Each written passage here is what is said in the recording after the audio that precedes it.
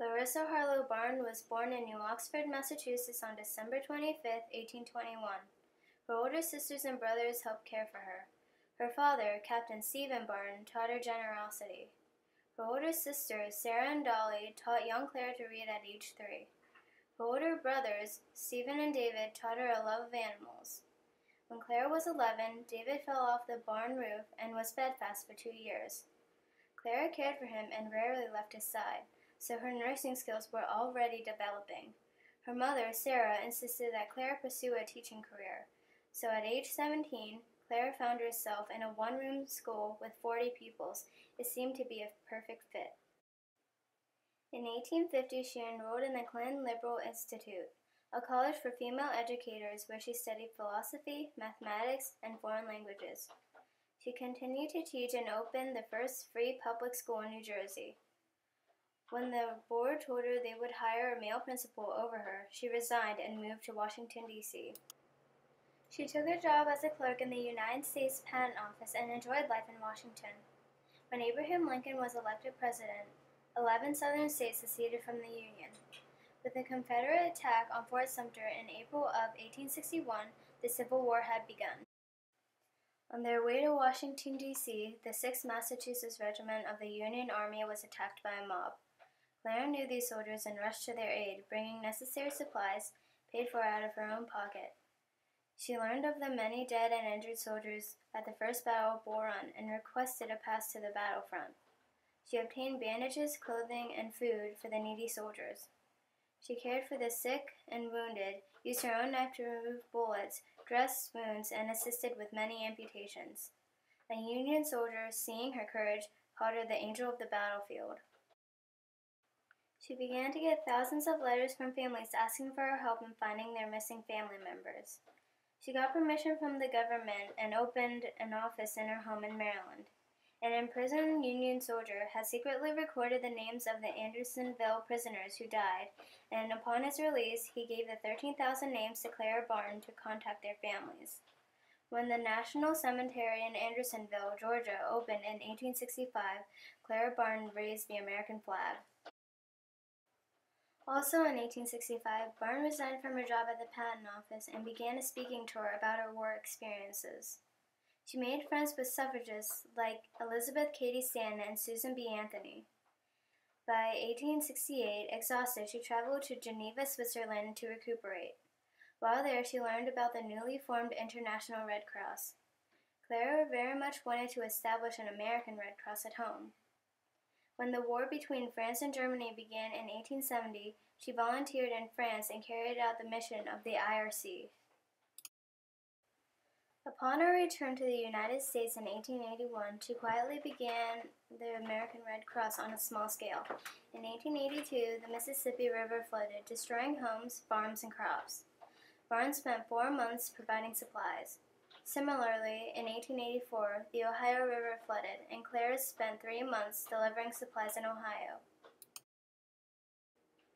Barton's longest mission came on May 31, 1889, in Johnstown, Pennsylvania, when the South Fork Dam burst, releasing 20 million tons of water, killing more than 2,000 people and leaving tens of thousands homeless. Clara Barton came here after the flood in 1889. She was well known or started during the Civil War with help of the Civil War veterans. After the flood in 1889, she came with 50 doctors and equipment to help with recovery, and she was here for about 5 months. You see, the blanket there is similar to what the Red Cross gave to some of the victims of the flood. Similar to the blankets they give now today, too. She and her other 50 workers built warehouses to store supplies and even built a Red Cross hotel to house the displaced. She called for donations and continued to work there for 5 months. After the Johnstown flood, she continued to run her organization. Disaster struck at home in Galveston, Texas in September of 1900 during a hurricane. 6,000 were killed and the city was devastated. Again, the American Red Cross responded with supplies and seed crops. In the middle of a controversy over her leadership, Clara Barton resigned from her beloved Red Cross on May 14, 1904. She died on April 12, 1912, and was buried in Oxford, Massachusetts. To this day, the American Red Cross, founded by Clara Barton, continues her humanitarian work. All funds come from donations, none from the government. The colorful Red Cross is recognized around the world as a symbol of hope and help. Where there is a need, the Red Cross pledges to respond within 2 hours of the receiving call. Some of their core services are described in these categories. Disaster response. So we'll do food, clothing, shelter, seasonal garments, shoes if they need that. We can help with infant supplies and formula, some bedding and linens. We'll help them with their recovery, help them get into a new place, maybe by providing first month's rent or security deposit. If it's a large event, say a flooding event in the county, we'll do what we call bulk distribution. So we'll pass out like rakes and shovels to help them, or our cleanup kits to help them start cleaning up after the disaster so they can move back into their home.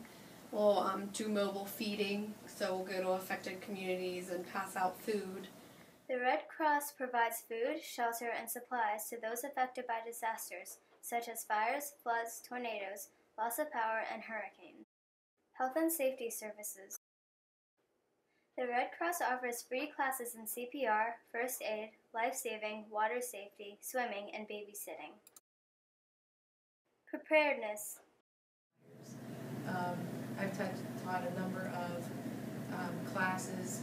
I know Red Cross offers things like first aid for babysitting and CPR.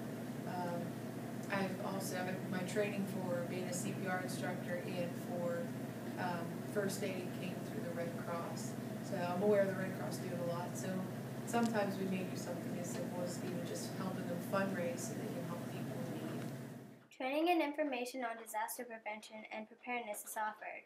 Internet apps are offered to communicate options during emergencies. Red Cross staff and volunteers speak to local civic clubs and groups. Services to the armed forces. Support is given to soldiers and their families during deployment and homecomings. Emergency communication services and financial aid programs are offered. Red Cross volunteers serve daily in military hospitals and Veterans Affairs offices. Blood services. The Red Cross is the largest supplier of blood in the United States. Blood is provided to accident and burn victims, heart surgery and organ transplant patients, or for leukemia, cancer, and sickle cell disease treatments. Volunteers. So there are times where the students and I have helped with fundraising. They have the gift wrapping at the Logan Valley Mall. So there are times where we have donated a number of hours and tried to wrap presents to the best of our abilities to try and raise money. We're aware of how much they help people in disaster, people who've lost everything in house fires. The Red Cross trains volunteers to assist in any emergency. Volunteers drive emergency response vehicles, staff first aid stations, provide mental health services, and helps armed forces families. International humanitarian services. Volunteers and staff supply necessary vaccines, educate the public, and assist families separated by war. Volunteers rebuild homes, provide drinkable water, and offer assistance during earthquakes or other natural disasters. Fundraising. Staff and volunteers help the Red Cross deliver services by organizing fundraising and seeking corporate donations through grants, wills, and bequests. As a non-profit organization, the Red Cross relies on the generosity of Americans to perform its work. Clara Barton could never have imagined that her devotion to others would transform into a national organization that assists those in need at times of crises both home and abroad. Her role as a humanitarian leader should inspire all of us. The American Red Cross is her legacy, and she will never be forgotten.